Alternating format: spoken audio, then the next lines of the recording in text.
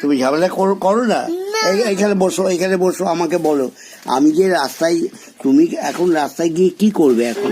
আমি বলবো চলো না একটু রাস্তায় গিয়ে হ্যাঁ ঘুরবো।